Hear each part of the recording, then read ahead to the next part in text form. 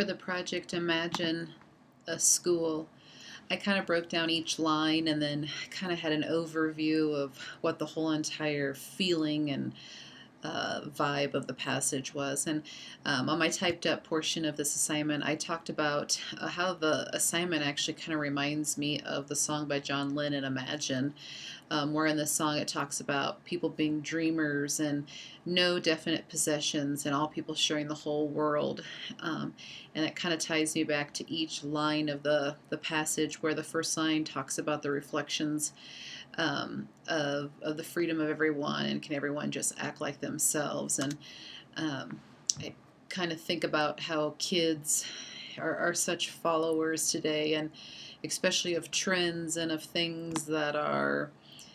popular and what other students are doing. And it just really, it can be scary because it feels at some time where kids don't really ever have their own voice, and they just kind of go along with what everybody else is doing. Um,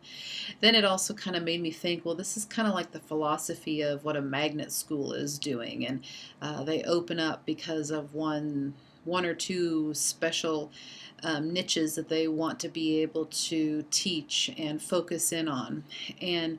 it kind of is that belief where the school can work as one individual unit and be able to thrive, and everyone gets along, and everybody's mentality and philosophy is working towards one specific goal. Whereas now you have so many different beliefs and feelings in public education that not necessarily everybody's on the same page, and we're told what we have to teach and what standards we have to meet. And at that magnet school, it sometimes is just a whole different belief system, I feel, at times. And then the last line I said, it's kind of that preschool mentality where if you could play all day if you wanted and just kind of go cop a squat under a tree and sit and dream. And so I said that's the youthful side of this passage, basically, where if we all could think and live and go to school like 4-year-olds, would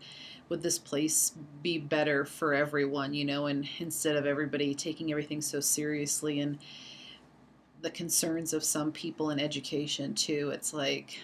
maybe those 4-year-olds have got it figured out, of learning by play and forcing family mealtime and doing those kind of things. And there's just no pressure at the preschool level, because kids are so innocent and naive that hasn't been introduced to their environment really yet. And then I kind of come back full circle and just imagine where if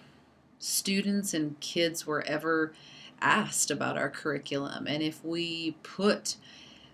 some power into their hands, what would that look like in school, whether it be public school systems or whether it be at this Summerhill school. If